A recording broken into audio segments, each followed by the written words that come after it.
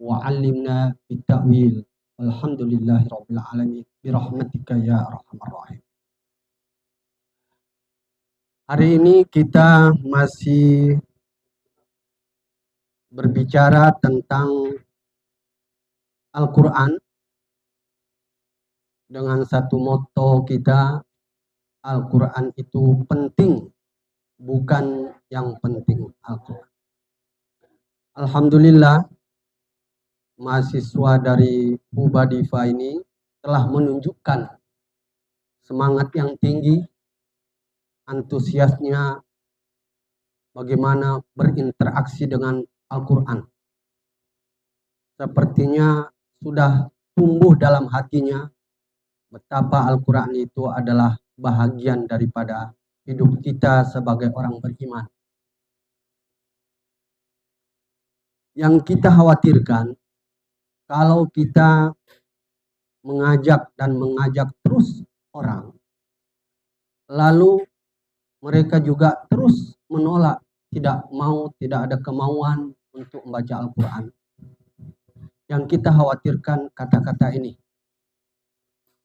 Bukan dia yang tidak mau membaca Al-Quran, tapi Allah tidak mau dia membaca Al-Quran. Nah, itu sudah parah.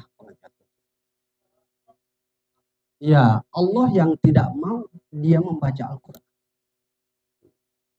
Kalau kita tidak membaca Al-Quran, mungkin masih ada sentuhan hatinya. Satu saat dia akan tergerak hatinya untuk melangkah mau mempelajari Al-Quran.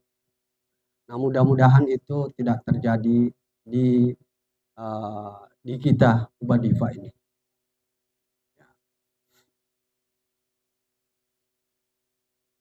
Karena memang Al-Quran inilah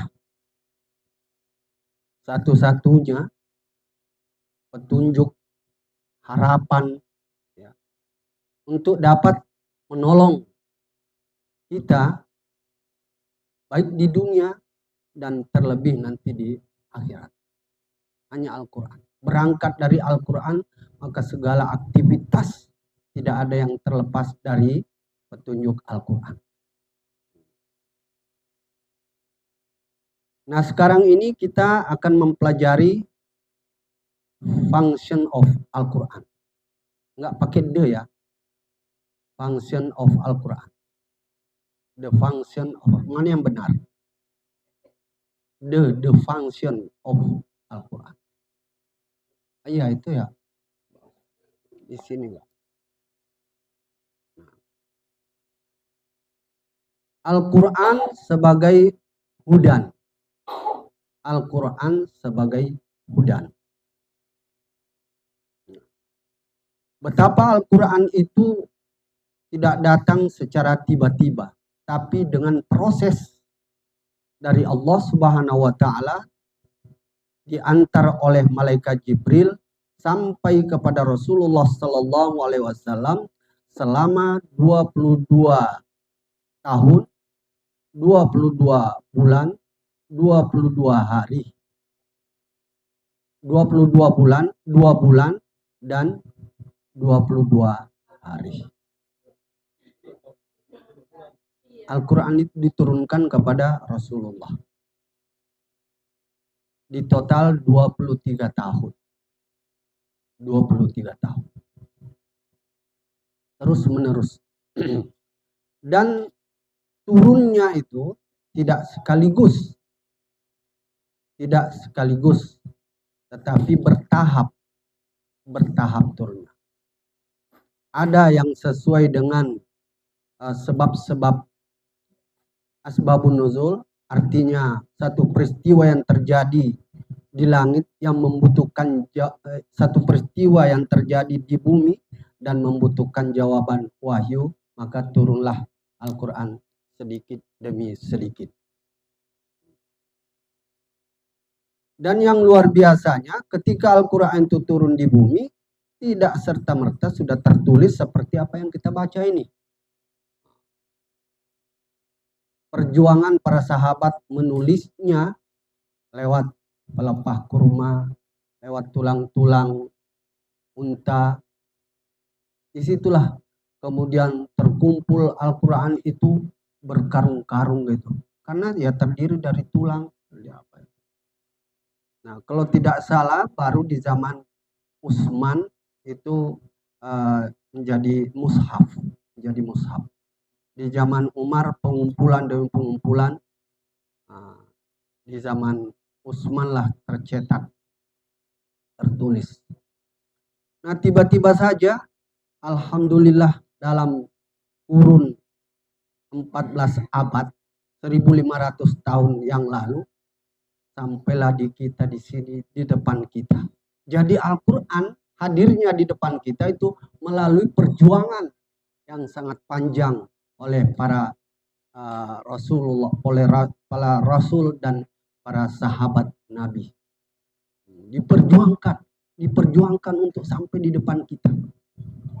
Untuk dapat kita membaca hari ini.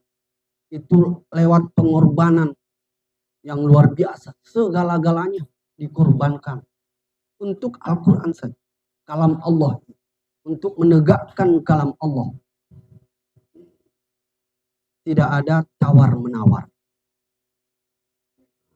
Jadi semangat itulah kira-kira yang memotivasi kuat bagi kita untuk terus-menerus mempelajari Al-Quran. Al-Quran itu fungsi utamanya adalah hudan. Fungsi utamanya adalah hudan. Kenapa? Karena bagaimana kita ketahui bahwa manusia itu dalam hidupnya itu digerakkan oleh tujuannya. Digerakkan oleh tujuannya. Tanpa ada tujuan manusia, maka tidak ada pergerakan. Tidak ada pergerakan akan melangkah kemana. Kita saja untuk sampai di sini pastilah diawali dengan niat tujuan. Nah, itulah yang menggerakkan. Setelah kita bertujuan, berproseslah pikiran kita bagaimana caranya untuk sampai ke situ. Nah. Jadi intinya hudan petunjuk bagi manusia untuk segala aktivitas hidupnya siang dan malam. Nah, karena itu Al-Quran disebut tibyanan likulli syai, menjelaskan juga segala sesuatu. Tapi kalau kita membaca Al-Quran Al-Quran itu tidak menjelaskan istilahnya satuan-satuannya itu, benda-benda misalnya secara satuan-satuan, tapi di mana diperkenalkan kelengkapannya itu? Nah, kelengkapan Al-Quran itu ditaruh pada akal manusia. Nah, jadi garis besarnya Al-Quran, lalu di otak itulah yang berusaha memahami detailnya, penjelasannya Al-Quran. Nah, karena itu kalau kita lihat di frame ini, Al-Quran pertama, hudan linnas. Hudan linnas. Hudan lil alamin. Hudan lil muttaqin. Petunjuk bagi manusia. Kalau Al-Quran itu dijadikan petunjuk oleh manusia, maka manusia itu berperilakulah sebagai manusia. Jadi kalau manusia mau menjadikan dirinya berperilaku sebagai manusia dan manusiawi terhadap orang lain, maka harus dengan Al-Quran.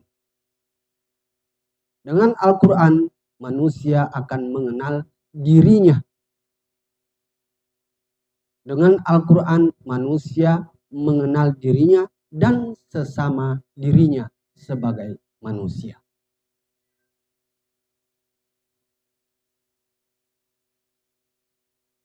Al-Quran juga menjadi petunjuk bagi manusia untuk meneliti tentang alam.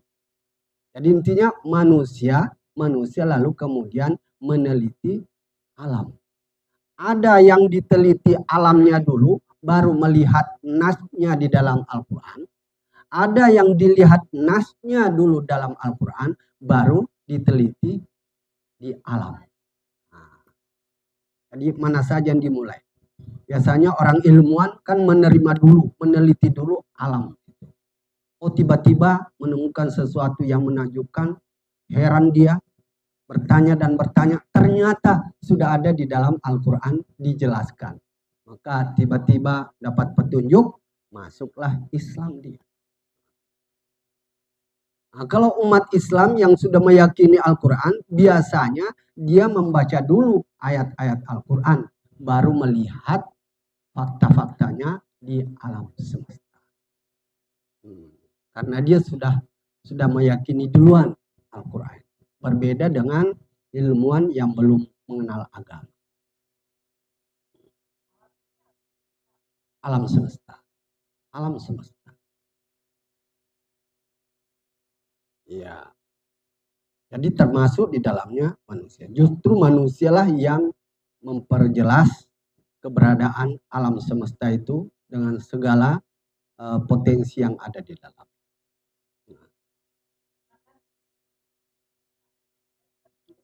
Iya.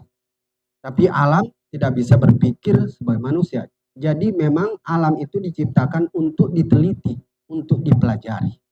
Nah, karena memang sesungguhnya Al-Quran itu hudal linnas. Manusia inilah yang nanti meneliti tentang alam.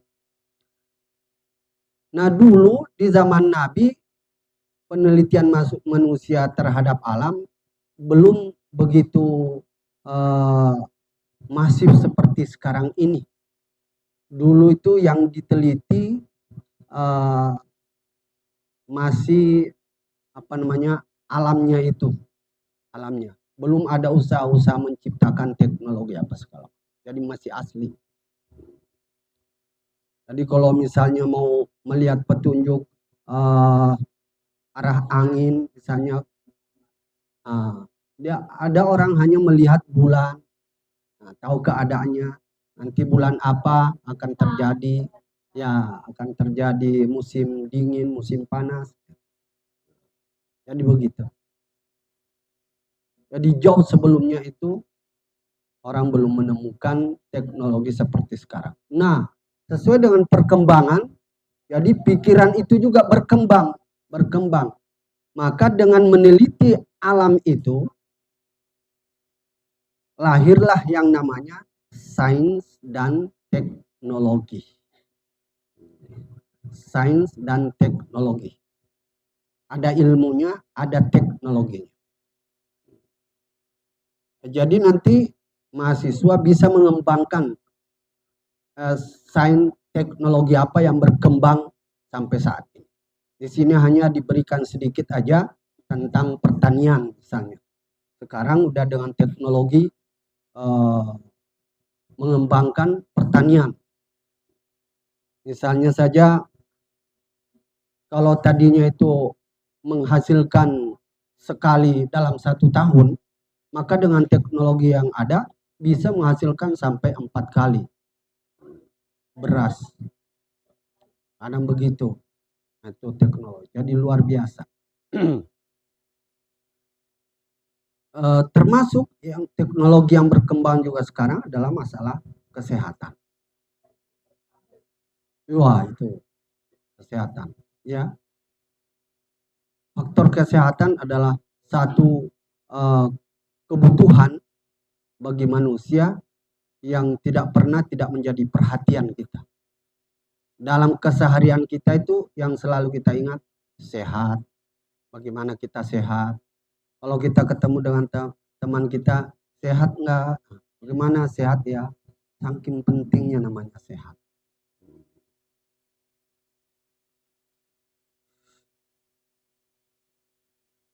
Terus muncul juga di bidang pendidikan. Nah, teknologi pendidikan sekarang itu luar biasa juga. Digital, ya betul. Kita sekarang bisa menjadi mahasiswa Amerika, tapi tetap kita tinggal di Indonesia. Sebaliknya jadi mahasiswa di Arab Saudi, kita tetap di Indonesia. Melalui apa? Melalui saluran teknologi. Nah, jadi belajar secara online. Belajar secara online. Maka kita juga sebenarnya bisa. Misalnya kita kuliah di sini, bisa diikuti oleh cabang-cabang misalnya. Nanti ada cabang Depok misalnya. Di cabang Depok, di sana ada dekannya Umi Mira. Dekannya Umi Mira di sana. Dia di sana. Kita di sini pusatnya, bisa kan? Bisa. Karena kita ini punya cabang. Ada di Depok, ada di Cinere, ada di rumah Ustazah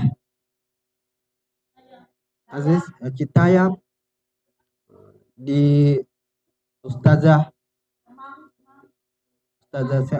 Ella Cinere. Di Kemang sekarang lagi sedang dibangun. Mbak Iri nggak bisa lagi dipakai katanya. Iya, bisa nanti satu saat. Nah, itu gambaran artinya sebelum ada gedung tetap, ya kita punya gedung cabang-cabang yang lain masih dipergunakan.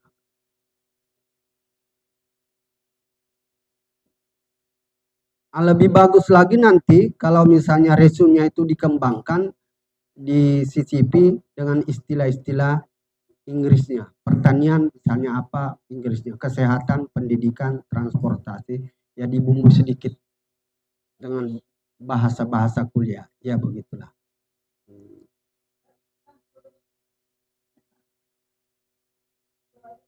Nah, ternyata penelitian manusia terhadap alam sampai sekarang tidak akan berhenti. Cuman yang kita sayangkan kalau teknologi itu merusak kehidupan manusia. Sebab sampai hari ini tidak pernah rasanya di dunia secara keseluruhan itu tidak terjadi yang namanya peperangan.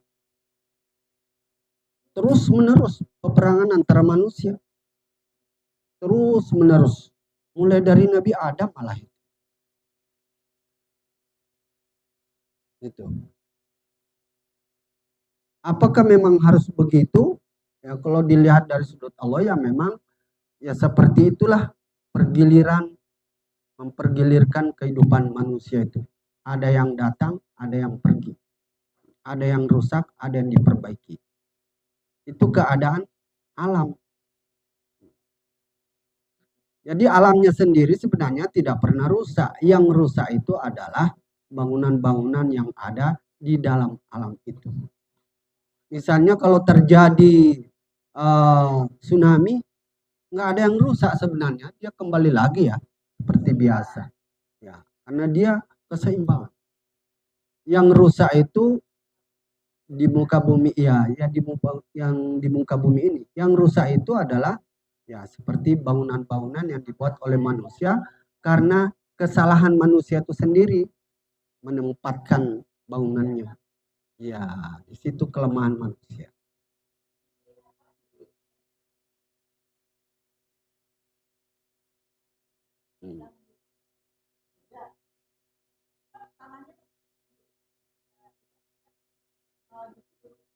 Iya, subur lagi. Iya. Transportasi juga luar biasa. Ya. Dengan teknologi, kecepatan transportasi itu luar biasa juga. Perjalanan kita dari Indonesia ke Saudi Arabia itu hanya 9 jam saja. Dulu waktu belum ada pesawat, orang berbulan-bulan pergi ke Mekah itu. 4 bulan sampai 6 bulan. Terakhir bapak saya itu 4 bulan lewat kapal itu. Nah sekarang bolak-balik malah 9 jam itu. Sehari di Indonesia, besok di Saudi, besok pulang lagi. Nah, pebisnis begitu kelihatan.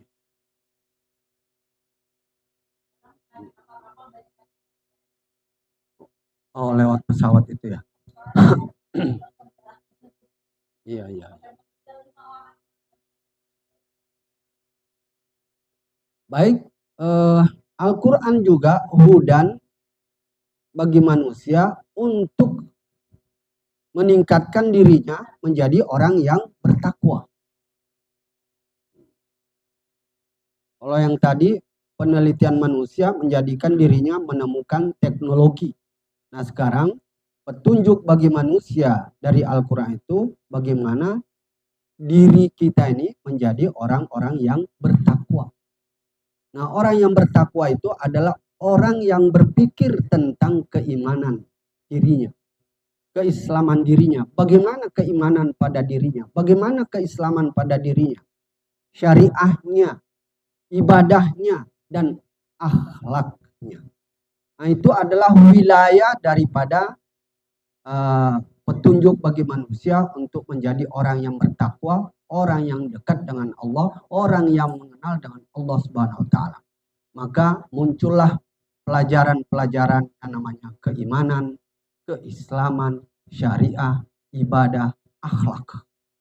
Dan ini kalau diurai satu persatu, luar biasa buku yang dihasilkan berbicara masalah keimanan juga, Masya Allah. Banyak sekali. Belum lagi alirannya di dalam Islam itu. Ada sunninya, ada alusunnah jamaah, ada wahabinya, dan sebagainya. Itu hanya berbicara masalah agama, keimanan.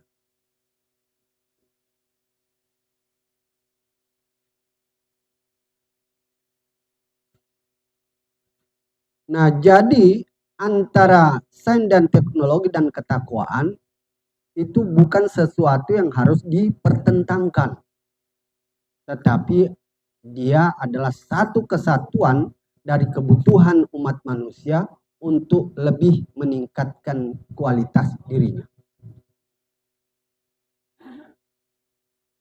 Jadi betapa indahnya seorang yang bertakwa berdakwah dengan teknologi yang ada. Ini sudah pakai teknologi. Betapa dakwah Islam itu cepat sekali mempengaruhi orang-orang di Eropa sana, di Amerika sana, dengan teknologi yang ada. Kalau dulu kita berdakwah secara manual, bertemu dengan seorang, kayak misalnya Nabi Nuh, manual sekali. Makanya panjang sekali dakwahnya ya. 1000 tahun hanya mendapatkan 100 orang misalnya. Bagaimana itu? 100 tahun satu orang yang bisa diajak beriman kepada Allah Subhanahu wa taala. Sekarang dengan teknologi itu lebih dipercepat. Iza jaa nasrullah wal fath wa ra'aitan nasa yadkhuluna fi dinillahi afwaja. Engkau akan melihat manusia masuk dalam Islam itu secara berbondong-bondong. Nah, itu sangat membantu alat teknologi.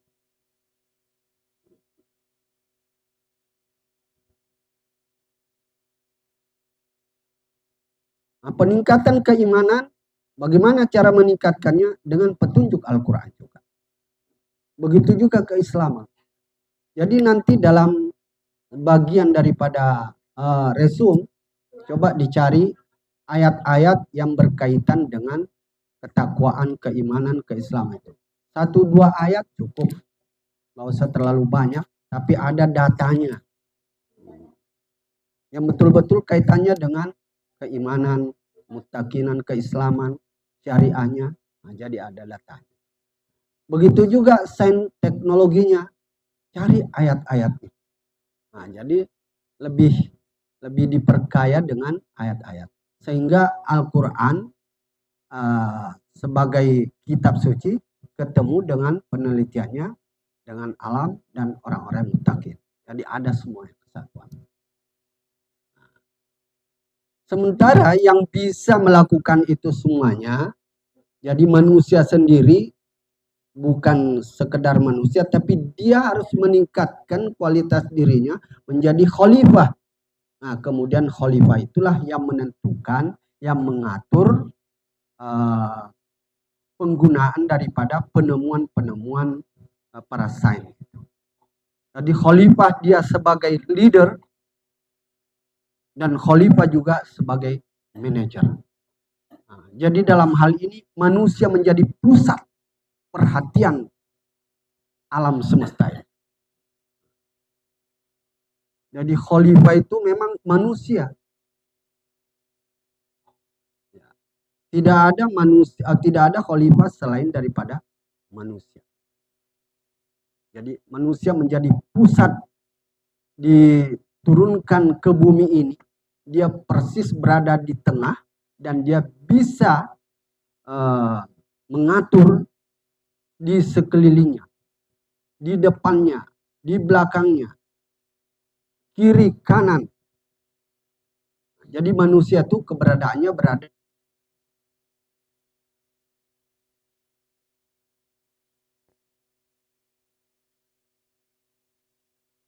begitu hebatnya. Khalifah. Kalau tidak salah pernah juga kita sampaikan itu bagaimana manusia ini berproses sampai ke tingkat khalifah. Kehidupan kita ini dimulai dari apa? Lahir di dunia ini bermula dari yang namanya bayi. Bayi itu dalam bahasa Al-Quran itu disebut gulam. Gulam. Lalu meningkat menjadi walat, anak-anak. Lalu menjadi syabab, menjadi pemuda. Baru menjadi al-insan. Al-insan itu manusia mandiri. Nah, baru setelah manusia itu al-insan, lalu meningkat lagi menjadi al-bashar. Nah, al-bashar yang sudah mulai menggunakan akalnya, pikirannya, bahkan sudah memikirkan tentang firman Allah, kitab suci, itu al-bashar. Ana basyarum mislukum yuha ilayya. Nah, itu kualitas-kualitas diri manusia. Nah, baru naik menjadi khalifah. Nah, jadi yang bisa menjadi khalifah itu adalah manusia yang sudah sampai kepada tingkat al-bashar. al-bashar. Manusia jenius.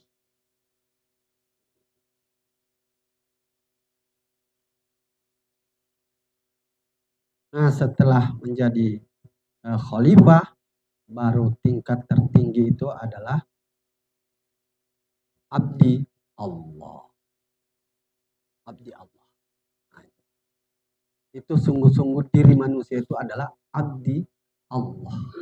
Wa ma khalaqtul jinna wal insa illa liya'budun. Aku tidak menciptakan jin dan manusia kecuali untuk beribadah. Beribadah kepada Allah.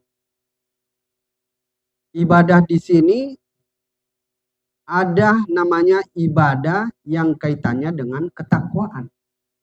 Ada ibadah yang kaitannya dengan alamin.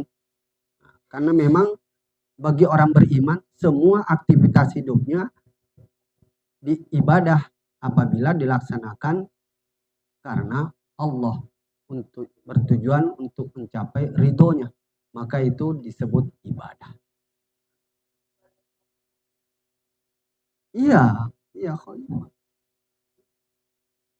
Duduk kita di sini khalifah. Ya kenapa?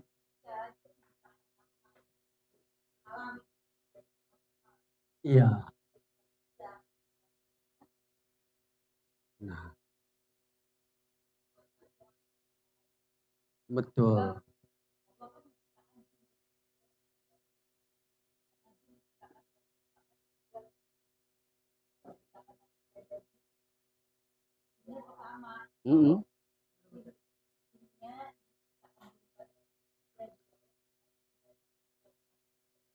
Iya. Iya. Jadi dia lebih senior dari manusia, gitu ya. Nah, tapi justru yang dimuliakan Adam. Iya. Dan memang jin dan malaikat, walaupun dia ingin menjadi khalifah, tapi tidak memenuhi persyaratan. Tidak memenuhi persyaratan untuk menjadi khalifah. Yang memenuhi persyaratan untuk mengatur bumi ini adalah manusia. Karena manusia itu punya hawa nafsu, punya akal, punya pikiran. Fitrahnya memang begitu. Jadi sehebat apapun namanya malaikat, ya dia tidak bisa seperti manusia bisa membangun. Begitulah skenario ketentuan, ketetapan dari Allah Subhanahu wa taala.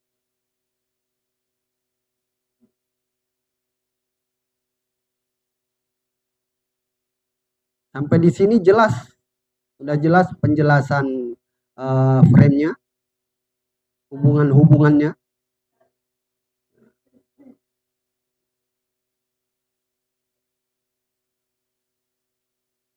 Lalu frame yang kedua, kita melihat ada kata Al-Quran. Di bawah frame kedua kali.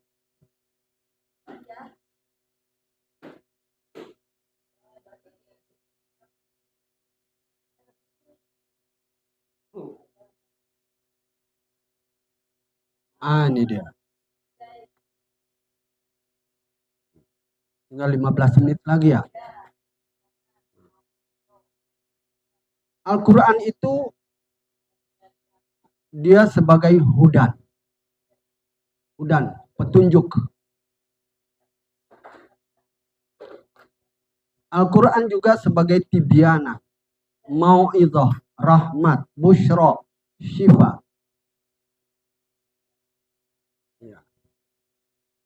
Nah, seperti komitmen kita bahwa Al-Quran itu adalah tidak ada lain kecuali diri kita sendiri. Nah, diri kita ini adalah hudan. Coba saja kita perhatikan semua komponen diri itu masing-masing mempunyai petunjuknya. Misalnya mata menunjuki kita untuk melihat. kaki menunjuki kita untuk berjalan. Jadi diri kita sendiri adalah petunjuk. Ya bisa dicari itu. Pokoknya dia itu adalah diri kita ini adalah petunjuk secara keseluruhan. Dari lahiriah maupun batiniah ada. Semua. Iya. Nah, yang agak sulit-sulit nanti diperhatikan tuh. Kenapa ini? Ya, kita hanya memunculkan yang mudah-mudah saja. Iya. Betul. Misalnya kalau seandainya hidung itu menghadap ke atas, repot kita kalau hujan kan. Repot kita hujan. Iya, bocor terus. Iya, bersin-bersin melulu. Nah itu banyak hal yang bisa ditemukan dalam diri kita. Tibyanan menjelaskan segala sesuatu. Nah, ternyata misalnya mata kita ini, kita tidak sadar bahwa mata ini menjelaskan telinga kita. Hidung menjelaskan tentang mulut kita, atau dan seterusnya semuanya. Nah, makanya Al-Quran itu disebutkan ada namanya tafsir Al-Quran bil Al-Quran. Tafsir ayat bil ayat. Saling menjelaskan. Hidung dijelaskan oleh telinga. Telinga dijelaskan oleh mata. Dan seterusnya. Iya. Nah, maksud kita menjelaskan seperti itu supaya kita menghargai diri kita. Betapa ciptaan Allah yang namanya diri kita ini manusia jangan disepelekan. Karena dirimu itu adalah firman Allah Subhanahu wa taala. Tibyanan, jelas. Mau'izah, penasehat. Kita biasanya orang itu kalau keras kepala, dia tidak mau dinasehati oleh orang. Maka orang seperti ini, supaya lembut, coba dia minta menasehati dirinya lewat Al-Quran. Baca Al-Quran, lalu kaitkan dengan, oh kayaknya saya ini yang kena ini. Itu lebih mau menerima daripada kita mengatakan kamu salah, kamu harus begini. Dasar manusia itu tidak mau diatur oleh sang manusia. Maka Al-Quran menyiapkan dirinya mewadahi orang-orang yang gelisah, yang berpenyakit batin untuk menjadi penasehat diri.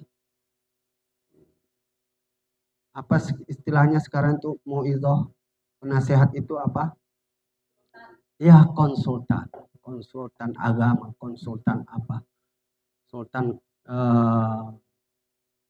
ya agama, Islam, keimanan, kejiwaan. Nah itu bisa. Ya kita secara tidak sadar kali kadang-kadang kita memberi mau'izah kepada anak kita. Orang lain, tetangga kita. Nah, yang repot ini kita sering lupa memberi mau'izah kepada ya. Iya. Luar biasa. Nah, ayat-ayat tentang hudan sedikit aja, tibyanan mau'izah, tolong dicari mahasiswa itu. Mahasiswa. Iya. Jadi pelengkap daripada mata kuliah kita itu memang.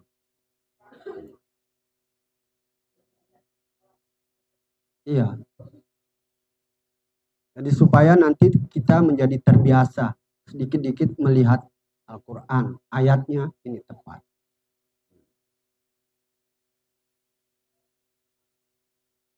Al-Quran itu juga membawa rahmat. Diri kita juga membawa rahmat kepada orang lain. Kasih sayang pada orang lain.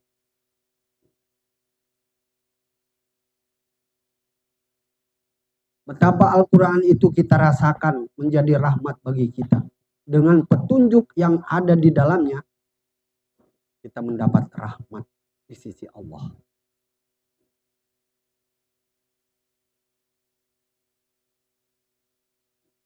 Rahmatan lil mu'minin. Rahmatan lil alamin. Rahmatan lil alamin. Rahmatan lil mu'minin. Aja gue. Insyaallah. Bushro, bushro artinya berita gembira. Berita gembira. Al-Quran itu adalah berita gembira. Sekaligus ada bandingannya ini, basyiron wa naziron. Berita peringatan. Kita ambil bushronya di sini.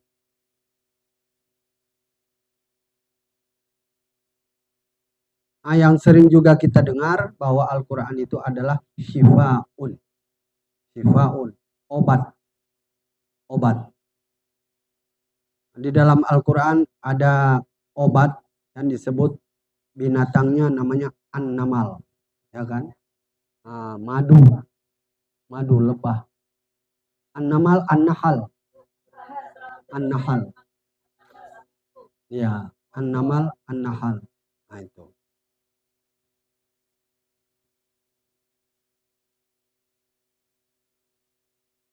Jadi lengkap Al-Quran ini. Masya Allah.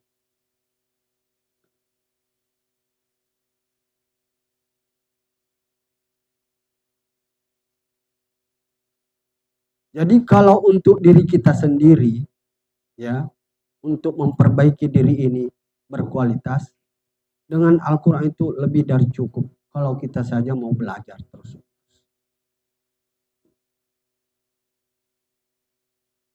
Lalu hasil dari penelitian Al-Quran sebagai hudan dan Al-Quran sebagai diri kita, maka layak kita mengatakan dan bersaksi bahwa betullah firman Allah yang mengatakan Rabbana ma khalaqta haza batila. Supaya kita tidak sombong dengan penelitian yang kita temukan, katakan subhanaka la ilma lana illa ma 'allamtana.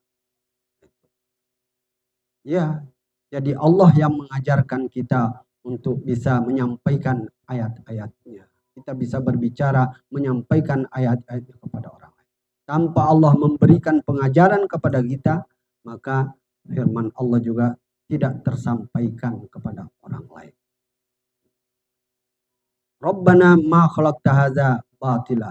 Kadang-kadang di mata kita sesuatu yang merugikan, tapi dilihat dari keberadaannya sebagai bagian dari semesta, maka itu semuanya adalah baik.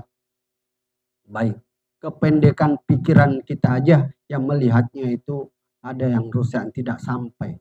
Padahal siklus di alam ini adalah baik. Tidak ada Allah menciptakan yang namanya batil.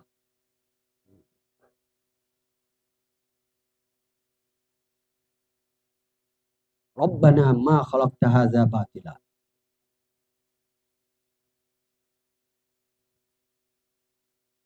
Hadza batila. Apa lagi? Rabbana ma khalaqta hadza batila subhanaka faqina azabannar. Maha suci Engkau, ya Allah. Maha suci Allah dari kekurangan. Sesuai yang diperkirakan oleh orang-orang kafir, orang-orang musyrik. Kita katakan subhanaka. Subhanaka. Ma khalaqta hadza batila. Subhanaka.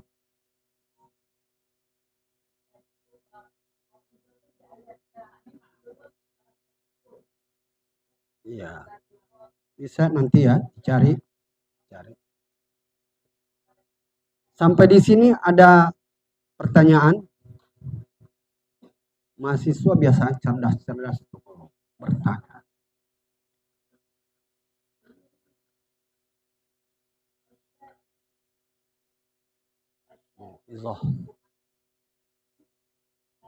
Jadi bagaimana melihat ini satuan-satuan dalam frame ini bisa melihat selalu keterkaitannya dengan diri kita. Semuanya. Coba kembangkan di situ cara berpikir.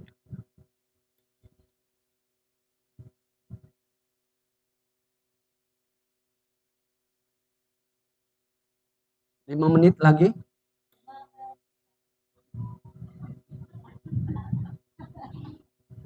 Kalau nggak ada lagi, kita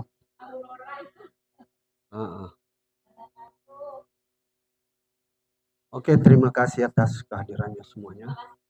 Semoga bermanfaat apa yang kita sudah dengarkan bersama, ya, semakin meningkatkan kualitas diri kita sebagai manusia yang mendekatkan diri kepada Allah sampai kepada kualitas orang-orang yang pertama. Kita tutup dengan sama-sama membaca kifaratul majelis.